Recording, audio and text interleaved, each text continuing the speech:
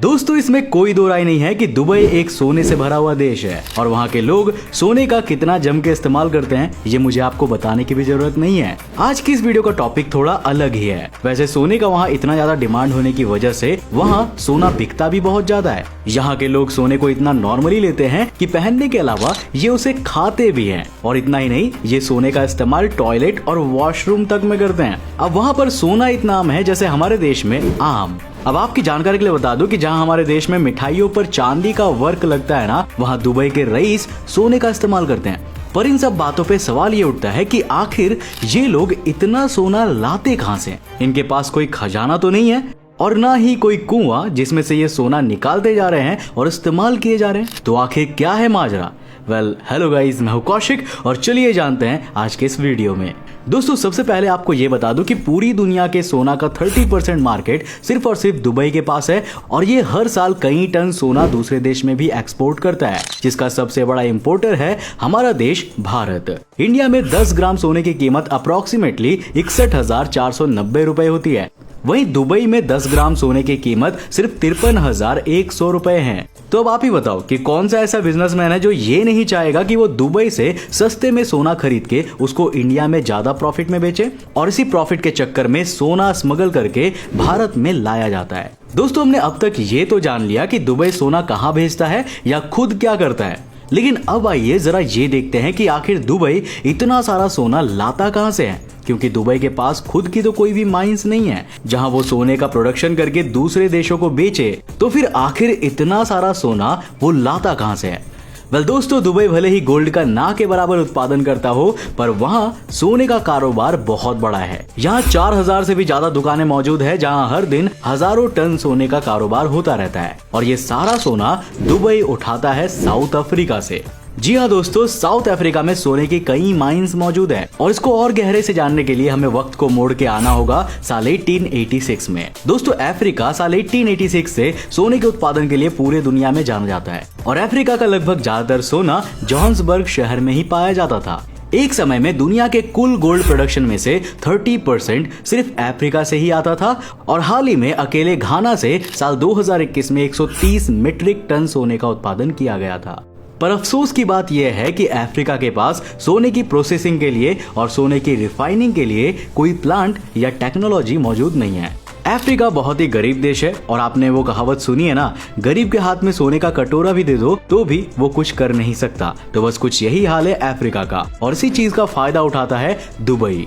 अब चूंकि अफ्रीका के पास कोई प्लांट ही नहीं है तो वो कच्चा सोना ही दूसरे देशों को कम प्राइस पे बेचता है और जो देश सबसे ज्यादा ये कच्चा सोना खरीदता है वो है दुबई। साल 2016 की एक रिपोर्ट के अकॉर्डिंग दुबई ने अफ्रीका से 446 टन सोना खरीदा था, जिसकी कीमत 15 अरब डॉलर से भी ज्यादा थी। और दोस्तों ये तो अभी कुछ भी नहीं है, क्योंकि इसके अलावा ना जाने कितना टन सोना अफ्रीका से स्मगल होके दुबई तक आता है। अब देखो ये मैं अपने से नहीं कह रहा, ये तो एक आम बात है कि हर जगह व्हाइट से डबल ब्लैक में काम होता है। समझदार हो गए तो समझ ही गए होंगे। अब दोस्तों जब ये सोना दुबई में पहुंचता है तो ये कई अलग अलग रूप में होता है, जैसे कि सोने के ब्रिक्स या 24 कैरेट सोना या फिर सोने के बुरादे के रूप में। इसके बाद इन कच्चे गोल्ड्स को रिफाइनरी में भेजा जाता है जहां इनको फाइनल टच देने के बाद बिस्किट्स और बार के फॉर्म में निकालकर दूसरे देशों में बेचा जाता है। थैंक गॉड अब हमें ये पता तो चल गया कि दुबई में इतना सारा सोना आता कहां से है, लेकिन भारत में सबसे ज्यादा सोना दुबई से ही क्यों आता है, ये भी काफी बड़ा सवाल है। दोस्तों आपको शायद पता ना हो, लेकिन दुबई में सबसे ज्यादा इंडियंस ही रहते हैं, जिस वजह से दुबई में इंडियंस की इन्वेस्टमेंट भी ज्यादा है और इसी वजह से दुबई के गोल्ड मार्केट में सबसे ज्यादा कस्टमर भारत से ही जाते हैं। दुबई के गोल्ड का इतना क्रेज इसीलिए भी है क्योंकि दुबई का सोना पूरी दुनिया में सबसे प्योर सोना माना जाता है।